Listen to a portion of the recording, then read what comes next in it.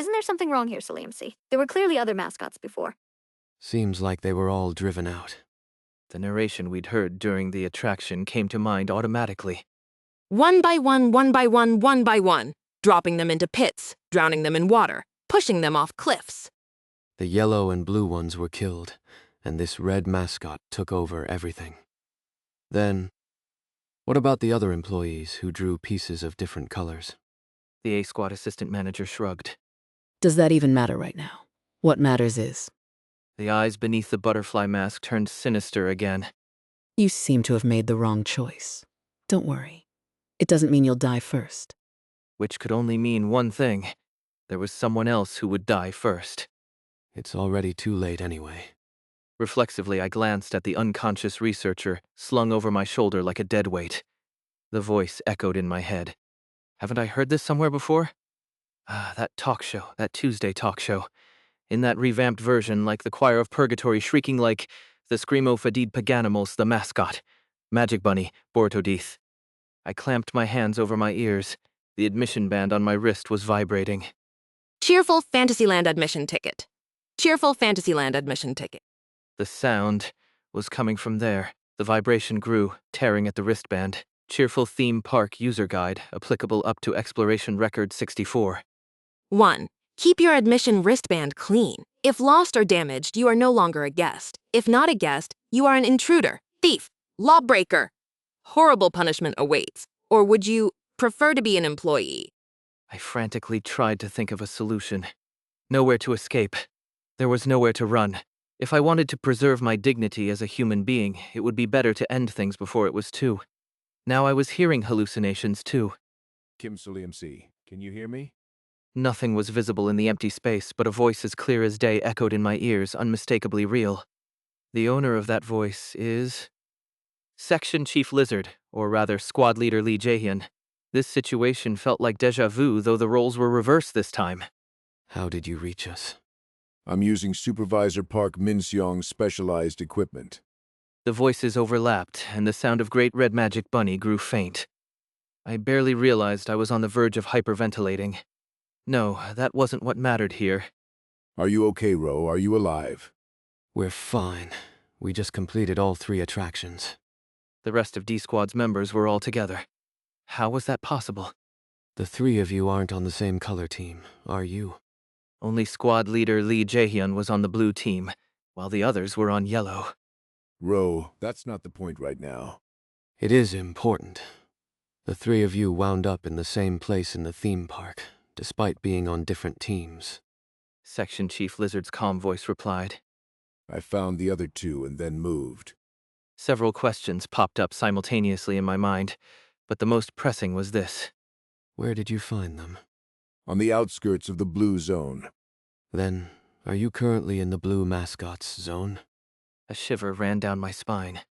The map doesn't show it, but do you happen to know which point is the blue zone? You don't need exact coordinates. Just tell me any nearby attractions, or even which direction. After a short silence, there was no response. It was likely the time limit on the equipment had expired, and more crucially than that, the face of the Y-Squad newbie who had been listening intently beside me turned blank. A-Squad's superior looked equally unsettled. The reason was simple. We're already in the west, aren't we? The fantasy train was located near the western edge of the Fantasyland map, the opposite of the rugged forest on the eastern side.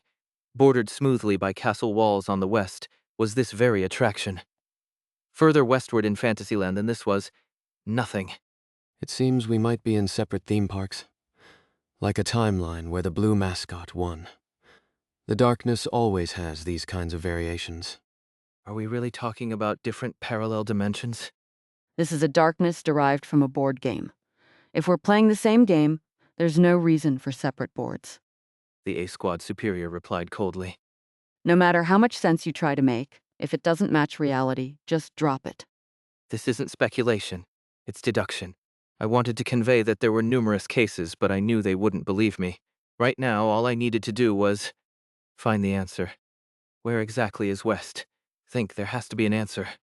I looked at the Fantasyland color map. Again, every visible area was still painted red. Ferris wheel, carousel, roller coaster, Viking ride, magic palace. Every single ride was marked with Magic Bunny's red face. Every attraction, wait. I looked over the map again. A different color zone. With certainty, I moved forward. Whether they sensed hope or were compelled by my determination, my teammates followed. We had to move quickly before the mascot noticed us. There was no time to waste. We needed to get out of this attraction immediately. Ignoring me, the four of us bolted out of the exit of the fantasy train and ran. The sounds of desperate panting came from both sides, the kind of breathlessness only achieved when running for your life. It couldn't be helped. The mascots were pouring out. From every attraction entrance, store, and sign, strange, unsettling bubbles of ooze burst, spewing forth grotesque mascots. Occasionally their bodies would lurch, and gooey, tentacle-like things would protrude from their drooping ears and arms. The noise was deafening. The theme park music and laughter swirled together, creating a disturbing cacophony all around. It was chaotic, frightening, disorienting, and utterly terrifying. The overwhelming sounds were disorienting, making it hard to think straight. But I gritted my teeth, turning in the direction I'd memorized with determination. The slimy end of a tentacle just barely grazed my head. The hair where the slime touched started to melt, and I caught a whiff of something burning. Cold sweat dripped down my back, but my feet didn't stop moving. They couldn't. Stopping would mean the end. I'd die, or worse, I had a gut feeling I'd end up in an even more horrifying state. The only relief was that the destination was close. Even the researcher, instead of whining, was drooling as he ran in desperation. Get away. Get away. The butterfly mask shouted. She looked like she wanted to throw the researcher to buy time, but couldn't bring herself to do it. It was understandable. The mascots swarming toward us were multiplying like crazy, and now, some of them were getting alarmingly close. In the moment that terror gripped me, the guy in the cow mask went down. Without even looking back, I managed to flip a coin in my pocket to summon the glove. Then I tossed a few 501 coins to create a semi-transparent shadow hand in midair. The shadow hand flew forward and shoved the head of a grotesque mascot. The Y Squad newbie who'd barely escaped staggered up and scrambled to run. Huff, thanks. There was no time to stop the bleeding. My special equipment wouldn't be of any help at this point. The shadow hand will disappear once it goes beyond the 3-meter range. A searing pain shot through my left hand. I almost dropped to the ground, clutching my hand and screaming in pain. It felt like my hand was being crushed and dissolved in a spiked press. Specialized equipment. I realized instantly. The shadow hand I'd summoned in midair must have suffered some horrible fate in the mascot's maw or tentacles. In that moment, I discovered the flaw in my specialized equipment. If the hand created by the glove was destroyed, my own hand would feel the exact same pain. But there was no time to scream. I sprinted like mad. The target point came into view, painted in bright colors following the style of a typical theme park. Fantland, West Side Gate. An ornamental gate attached to the castle wall encircling the western side of the theme park. I quickly stepped under the ornamental gate and looked back. Almost immediately, 2 others tried to step in, the A Squad assistant manager and the Y Squad newbie. The researcher, being behind, was in a more dangerous spot. Fuck, move already. The researcher shoved the A Squad assistant manager aside, using the momentum to propel himself forward. The slender body of the assistant manager, caught off guard, collided with a mascot. The black-red ooze from the partially melted mascot dripped onto her right then. The sound of sizzling flesh echoed in my ears. The A Squad employee was pinned beneath a grotesquely distorted mascot, her limbs shaking uncontrollably. Her face, partly visible beyond the butterfly mask, was already blistered and ruined. In her eyes was resignation, the look of someone who knew they couldn't be saved. The moment our eyes met, Assistant manager, your nail, here. at the same time I stretched my left hand forward. The A Squad assistant manager's eyes widened, and she reached out, extending her index finger. The nail shot out, embedding itself in the center of my palm. It already hurt like hell before. Ignoring the pain, I gripped the nail tightly, pulling her towards me. With a short, abrupt noise, the butterfly-masked body was yanked forward, barely missing the snapping jaws and oozing slime from the mascots. We collapsed under the archway, gasping for breath. Right in front of us, countless rabbit mascots, oozing like they were crying blood, stared blankly with empty eyes, frozen in place as if held back by an invisible barrier. It looked as if an invisible wall had stopped them in their tracks. Cheerful Theme Park User Guide. Applicable up to Exploration Record 64. 5. Enjoy the various zones. Has the appearance of the mascot or the attraction color changed? You're in a new zone now. Unfortunately, mascots from other zones can't exist in the new zone. Say goodbye warmly. I looked down at the ground. The bricks are a different color. As if by magic, 2 white brick lines were under the decorative archway. The mascots couldn't cross from the red brick floor beyond. I glanced down at my admission ticket. Cheerful. Fantasyland admission ticket. Cheerful. Fantasyland admission ticket. The voice faded away. The mascots clustered in front of us stood perfectly still, and then in a blink, the sound of our gasping breaths filled the now silent air. I swallowed hard. It seems this is the end of Magic Bunny's Fantasyland. We made it. We escaped. The Y Squad newbie collapsed to the ground, clutching his shoulder in relief and pain. I leaned my head back against the wall, gazing up at the sky, catching my breath. I thought I was done for. My heart was pounding out of my chest. The A Squad assistant manager glared icily at the researcher who had pushed her, but then, glancing at the nail-shaped wound in my hand, regained her composure. It seemed she'd decided there was no need to get worked up over killing the researcher right now. It was impressive how calm she remained, despite the intense pain she must have felt from the acidic liquid splashed over her head. The A Squad assistant manager took a deep breath. Thanks. I owe you my life. I hadn't expected that. It's nothing. You survived thanks to your specialized equipment. There's no point being modest here. Just say, got it. You've landed yourself on the right side here. The researcher desperately avoided her gaze. The A Squad assistant manager gave him a brief look before returning to business. This place seems like a sort of buffer zone. Was that your plan? But it's too cramped to just stand here. What's the next step? This isn't the destination. After catching my breath, I turned completely to face the decorative gate. Did you know that large theme parks sometimes have more than just the amusement park itself? Technically, this area under the archway wasn't in Magic Bunny's territory or any other mascots. It was a blank zone in the theme park, so they wouldn't come after us for damaging property here. I rapped my knuckles on the wall that was made to look like a door. Assistant manager, can you use your special equipment to pry this open? The assistant manager silently raised her hand and extended her fingernail again, wedging it into a crack in the wall and yanking it hard. One of the brick panels cracked open, and a gust of fresh air flowed in, carrying the scent of water. The sound of refreshing splashes, a boat horn, and seagulls filled the air, along with a lively marching tune. Through the crack in the bricks, I glimpsed open space and sunlight streaming down. Enormous. Swirling water slides descended into a pool below, shimmering in different shades of blue as water and inner tubes streamed down. Blue Dream Waterland. A water park, the summer zone of this large-scale theme park. It's the blue zone. The Y Squad newbie whiffed his head around to look at me, eyes wide with shock. When I looked at the Fantasyland color map earlier, there wasn't a single water-themed attraction.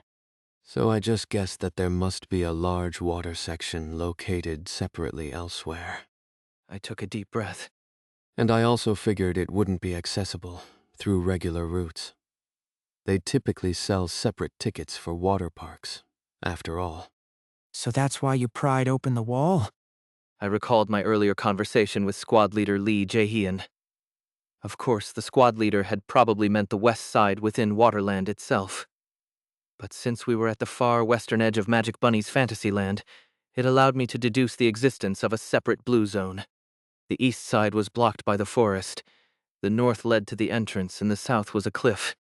Really, the only plausible place for more space beyond Magic Bunny's Fantasyland was the west.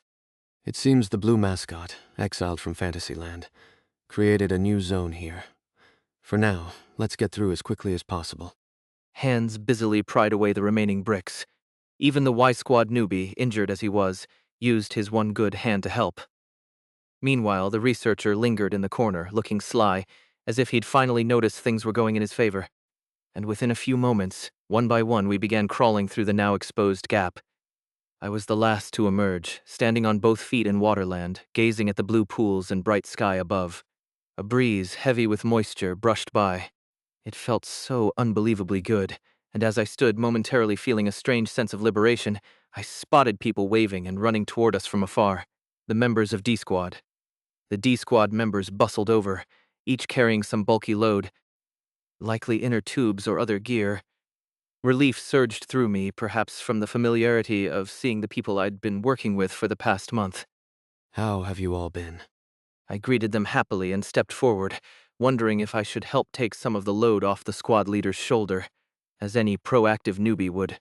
Hanging limply off the lizard squad leader's shoulder was a human body. Looking closer, I realized the person wore a teal duck mask. It was the A squad leader. After barely escaping the deranged red mascot zone, we finally made it to the blue zone. That's where D squad was waiting for us, with A squad's leader hanging limply over Section Chief Lee's shoulder. Section Chief, is that a corpse on your shoulder? Oh, she's just unconscious. He was moving her somewhere safe. Just as I started to feel relieved and the sense of familiarity returned, D Squad's assistant manager pointed her thumb at a large inner tube they'd been dragging with the supervisor. The corpse is over there. Seeing them haul a body shoved into a tube really added a new level of horror. We wrapped it up well, but some parts were broken off. Please spare me the details.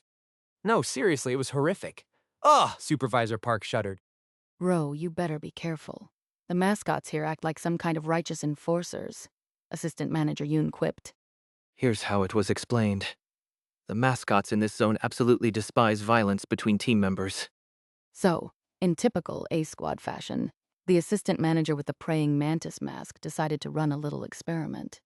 While riding the first attraction, he kept forcing the Y-Squad employees into dangerous positions for laughs, telling them to unbuckle their seatbelts, stand up, sing along, or even do a handstand on the track. 3 Y-Squad members died that way. The last one begged for mercy through tears, but he didn't even blink. It was revolting. It seemed that feeling was shared by more than just the survivors. Assistant Manager Yoon scowled. When we got off the ride, the mascot was waiting for him, just standing there and calling him a naughty child. And then... She spared me the details, thank heavens. I thought I was going to vomit. Well, I mean, honestly, he had it coming.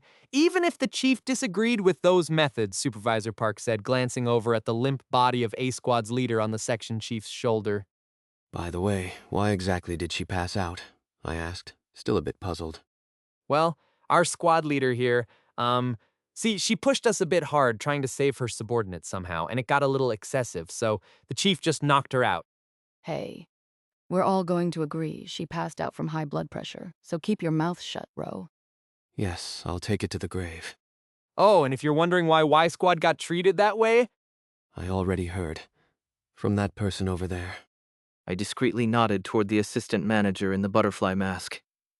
Seeing that I already knew, Supervisor Park seemed a bit more at ease, as if glad to skip such a dark topic. Anyway, how are your team members doing? I quickly checked on the cow mask with the injured shoulder and the butterfly mask with the blistered face. Some of them need first aid. Could we get some help? Suddenly, Section Chief Lee unceremoniously dropped the unconscious A Squad leader from his shoulder onto the ground. Then he started shaking her shoulder. After shaking A Squad's leader awake, the section chief said with a calm face, Section Chief CO, there are employees here in need of treatment. Looking dazed at first, the A Squad's leader pointed a shaky finger at Section Chief Lee as realization hit her. How could you do that to Assistant Manager Lee, the one with the praying mantis mask? And while he was dying, what were you doing? We waited until he passed, then retrieved the body and moved on to the next attraction. A squad's leader was at a loss for words, her expression one of disbelief, before finally managing to stammer out a response. You watched A Squad die? Are you insane, Lee Jae-hyun? How are you going to take responsibility for this loss? I'm D Squad's leader. A Squad is not my responsibility. With a slight squint, the section chief looked at her, almost perplexed. The responsibility for the loss of A Squad Assistant Manager Lee Seok-jong rests with you, A Squad's leader. Witnessing someone say something like that to a superior in a work setting was something else. Even if they hold the same title, an elite squad leader should technically outrank him. A chill went down my spine in an entirely new way. A squad's leader glared at Section Chief Lee, her eyes bloodshot. You fainted, yet we still completed the 3 attractions together to meet the clearance conditions. Now, take responsibility and treat your. The butterfly-masked assistant manager interrupted, not in an attempt to dissuade Section Chief Lee, but rather addressing the A Squad's leader, who was on the verge of a mental breakdown. Perhaps it would be better to continue this conversation outside. Let's complete the clearance before anything else comes up. Plus, you still have that deranged researcher from Research Team 1 to deal with. The eyes under the teal duck mask blinked, then gradually calmed down. It seemed she'd found a new focus for her anger, but she still left one last comment hanging in the air. Squad Leader Jaehyun, shall we take this outside? Supervisor Park leaned in and whispered to me. Don't worry. Apparently, our squad leader hears lines like that as an annual event. Is that, really okay? Well, one thing's certain. I'm definitely not at the level to get involved here. Better to keep my mouth shut and keep my head down. In any case, the A Squad's leader used her special equipment to heal the butterfly-masked assistant manager. The sight of the skin on her jaw and head area regenerating, almost like it was rewinding, was amazing. Employees with equipment like that are almost non-existent. So envious. Same here. I wondered if there was any way to acquire something similar. Having equipment like that would definitely improve survival rates. I watched A Squad's leader's specialized equipment, a healing ring, very closely. After ensuring the butterfly-masked employee was fully healed, A Squad's leader was about to walk right past the Y Squad member with the shoulder injuries, barely sparing a glance. Could you possibly heal this one too? We need to stay together, and his mobility might be an issue. Surprisingly, the A Squad assistant manager subtly nudged the squad leader to heal both me and the Y Squad rookie. The assistant manager nodded slightly. Does she really only consider efficiency? Once she'd understood the menace of this ghost story and secured an escape plan, she immediately switched to decisions that minimized risks. A logical approach. Maybe that's what makes her elite here. I made a mental note to remember A Squad's equipment and specialties. And maybe to try and forget about the bodies stuffed into that tube. Right then, let's ride the 2 remaining attractions and head out quickly. As soon as the healing was complete, the red team moved toward the attractions to fill the empty spots on our admission wristbands. The others followed, not exiting just yet. It'll only take about 30 minutes, don't worry. They reassured us, like Lenclose, to keep an eye on the situation and help out us rookies. Although grateful, part of me thought it would be less terrifying if they just left, considering that tube full of corpses following us. As I mentioned before, the mascots here are surprisingly moral for monsters. That much I'd guessed from our earlier communication. If they cleared 3 attractions so quickly, there must be a reason. This team must have been lucky enough to encounter a benevolent zone where the mascot's demands were reasonable. They'd beaten some crazy odds for sure. They even answered questions about what was in each attraction, and since we were the first to clear 3, they gave us a souvenir. How nice for them, taking it easy. Meanwhile, we've been scrambling for survival in that insane Magic Bunny zone. Strangely enough, while the red team had lower odds for survival, we managed to keep everyone alive up to this point.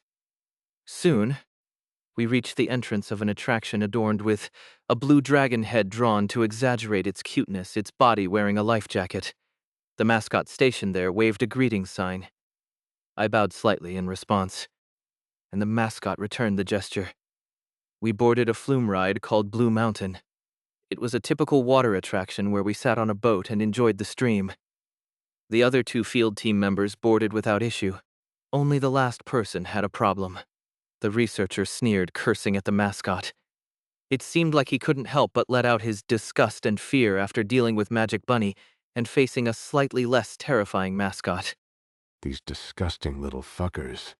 Hurry up and get on. He stole a glance at the mascot before boarding the attraction. The blue dragon mascot's button eyes watched silently. With everyone on board, we finished the remaining attractions smoothly.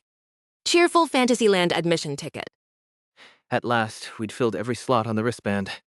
The exit is to the north. Let's move. Soaked from the water, but not caring at all, we were finally on our way out of this cursed theme park. I won't be going anywhere near an amusement park for a long time. Have a safe journey back. The farewell sign above the northern exit gate sparkled with the words. Next to it, a blue mascot stood, dressed formally. Looks like we just need to scan your completed wristbands here to exit. The blue mascot gestured politely toward the gate scanner. All right. Squad leaders, you first. Off you go. D-Squad's assistant manager made the smart move to organize the situation and get the superiors out first. People began to exit one by one, and as it came time for the assistants and other staff to leave, All right then, Assistant Manager Jin, after you. the researcher pushed past everyone, sprinting to the gate. Though Supervisor Park and Assistant Manager Yoon looked momentarily taken aback, they quickly let it slide, likely thinking, civilians, right? A few seconds' delay was no big deal. Oblivious to their expressions, the researcher rushed to the gate to scan his admission wristband. It's like he's made a habit of it. Honestly, I found myself frowning. The researcher turned his head. A blue dragon mascot held his wristband with one claw, crumpling it. Are a bad child. He stared blankly at the torn wristband pieces on the floor, seeming not to comprehend. The blue dragon's mouth opened wide. It began to pull him in. Beside me, Cow Mask muttered feverishly. Oh, Thesagod's Rathas awakened. The wicked Arabian swallowed Bithatide.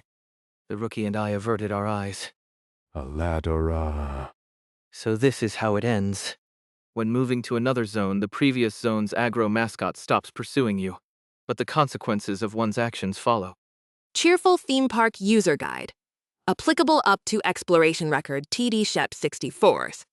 Remember, the theme park is a shared space. Please follow proper etiquette and manners when using public facilities. Countless eyes are watching you, and no one forgets anything. Hey, there's a mascot right behind you.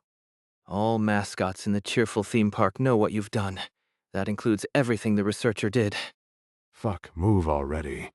Pushing A-Squad's assistant manager into the line of attack to escape the red mascot earlier. Maybe they were willing to overlook it, considering the extreme situation. The problem was he did the same thing twice. The researcher's screams turned into wails. That bastard tried to kill me too. Why just me? Why just me? You trash, you. But A-Squad's assistant manager never went through with it. She listened to reason. Even I, as someone who's practically a member of the Cowards Club, thought he had this coming. The researcher's voice stretched like taffy, leaving behind a chilling sense of dread. My cowardly heart reacted instinctively, making me flinch, but a squad's employee grabbed my arm, holding it down. You can't save him. Not that I'd even considered trying, so I remained quiet. Soon the screams faded, and the unsettling atmosphere around us dissipated. When I looked up, the blue dragon mascot stood there, as polite and composed as before. You'd never believe it had just killed someone. Somehow, that made it all the more disturbing. The standards are stricter than I thought. As expected from a ghost story setting, this mascot seemed to have its own code, beyond just refusing to harm teammates. I'll tread carefully from here on out. Let's try exiting again. One by one, the remaining people filed out. Let's take a look outside. I gave up and let the superiors go first. After seeing my fellow coward through the gate, I stood by the exit next to the blue dragon mascot. The dragon, cutely stylized with round eyes, looked directly at me. Could you, not stare? This is terrifying enough. It's nerve-wracking being the last one here, and I'm trying my best to keep my nerves in check. Was it trying to reassure me? Unlike before, the mascot's voice didn't sound eerie. Maybe they're willing to overlook the damaged property. I nodded and tried to walk past, but the mascot moved to block my path. Good kids get The blue dragon reached out, gently touching my wristband. Cheerful Fantasyland admission ticket. The wristband warmed slightly, and as the mascot released it, Cheerful Fantasyland membership. the text had changed.